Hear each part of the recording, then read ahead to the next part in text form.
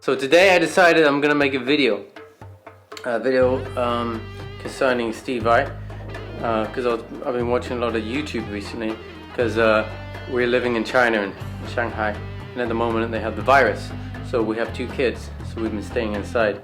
So a lot of time, for 1 month so far, we've been inside for almost 1 month, so I had a lot of time.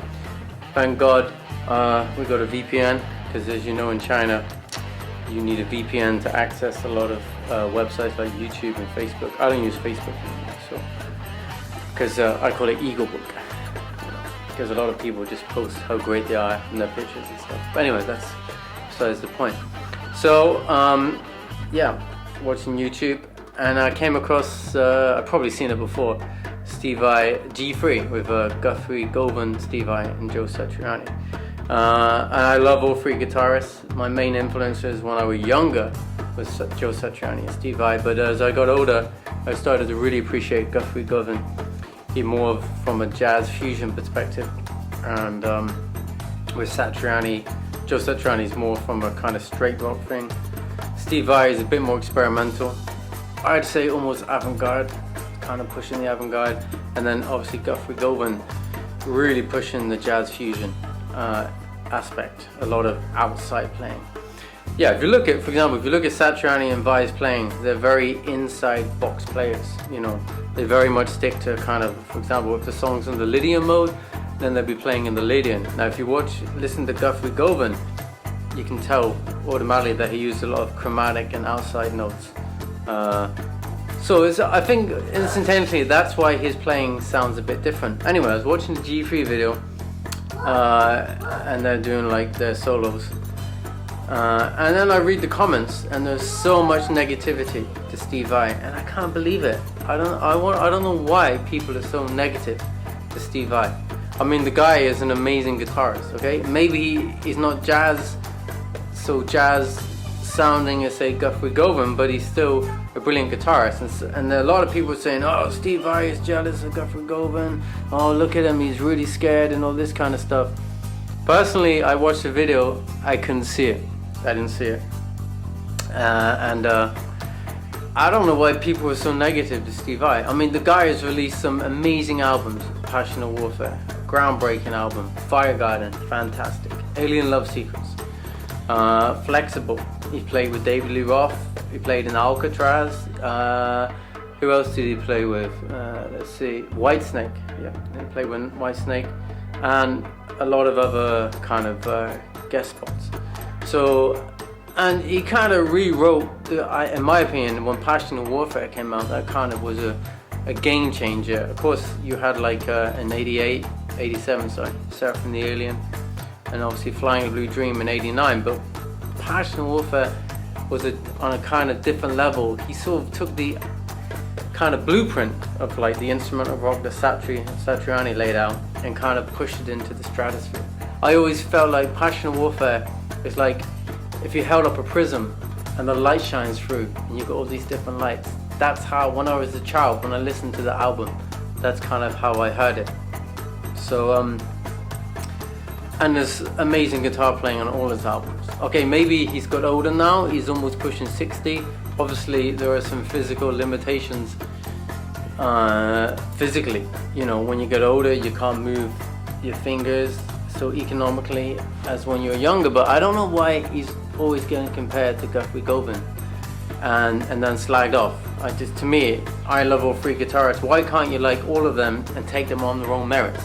Yeah, for example, Guthrie Govan, I would say pound for pound, if you're talking about who is the best guitarist around, I'd have to say, like these days, I'd definitely have to say Guthrie Govan. The guy has got amazing technique, he's got a good feel, and he's got the knowledge. I mean, I don't think you can dispute that.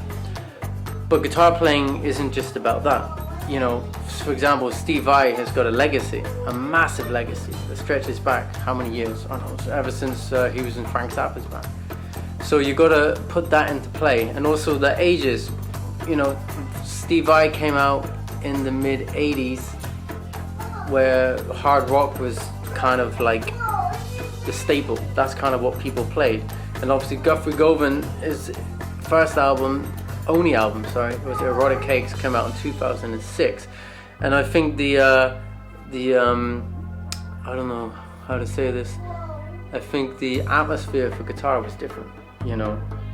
And Guthrie Govan's more of a jazz guitarist, so I think that's why people compare Steve Vai very negatively to Guthrie Govan, because Guthrie Govan can do the rock stuff, but then he has this jazz element that Satriani and Steve Vai don't have. And so that's the only reason I can think why people would probably criticize Steve Vai so much.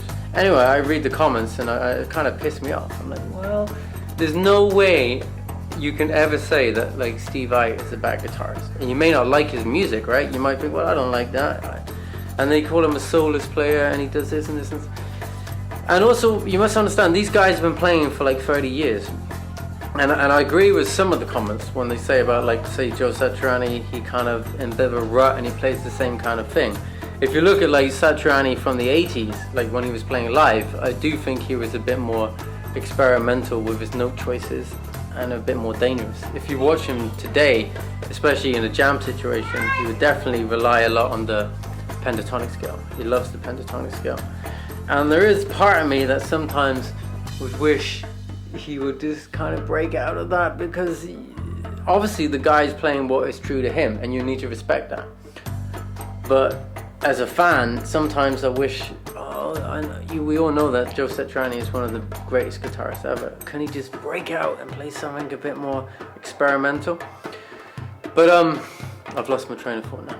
What are we talking about? Steve Vai. Yeah. So yeah, these guys, and they've been playing the same songs for a long time. And I guess you do get into a bit of a rut. And also they have expectations from audience. The audience probably,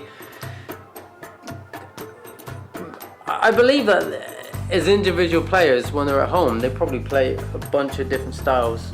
But obviously in a live situation, there's expectations from the audience. The audience would probably expect them to play this song, that song, and play it in this kind of way. So, you know, as an artist, a musician, you're probably pigeonholed, forced into being a certain way, because that's like a brand, it's what's recognizable. But I'm pretty sure if you saw them playing outside of the context of a stage, they'd probably play a ton of different styles and stuff.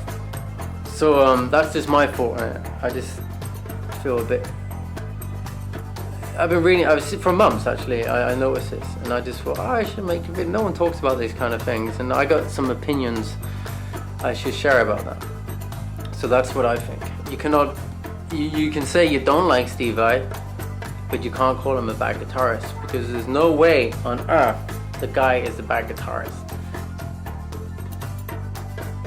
So what to take away from this video?